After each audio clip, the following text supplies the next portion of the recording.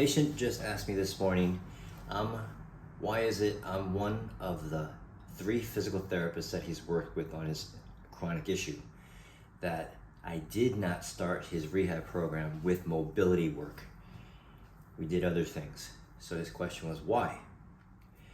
Well, for me, it's standard procedures when first you have to identify where an individual is as far as their habitual tendencies and how they posture and hold themselves up and how they move.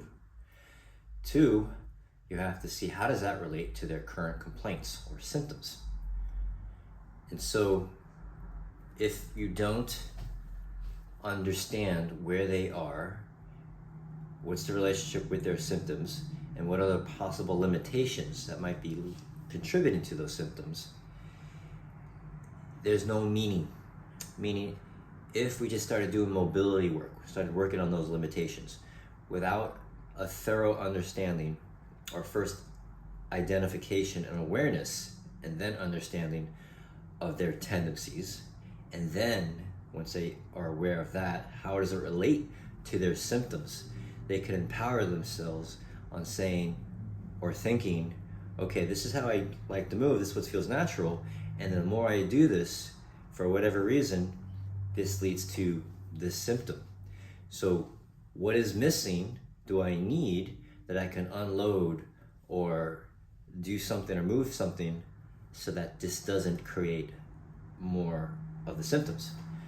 So if you give somebody mobility work right off the bat, there's not going to be a connection into the integrated patterning of the involved symptomatic task or activity.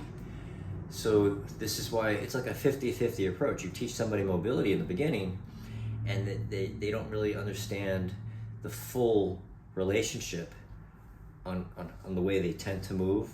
And with this newfound mobility, the brain's just going to go back to what they know, which is what probably created their symptoms in the first place. So in this particular case, we spent a while on exactly that simple process, where this patient became very competent in opposing or balancing out their tendencies with these newer strategies or patterns that we've been working on and progressing with. And so he came to a point where I felt in the program that he would benefit more from more mobility, in this case his hips, his posterior pelvic hip area, so that we can progress loading in his hip hinging, bending, deadlifting type of patterning, okay? Previous to that, he was using his lower back, let's say, just to keep it simple, even though there's much more going on. So now, because he has a base foundation of understanding and movement competency, this is where he's going to greatly benefit from the mobility work. Whereas before, if you do the mobility work without having the groundwork, it's just going to go back to feeling stiff or him not using that new mobility because the brain doesn't have any meaningfulness for it. So I know I'm not the only one that thinks like this, but that's just an approach I found after many years of practice. It's more sustainable.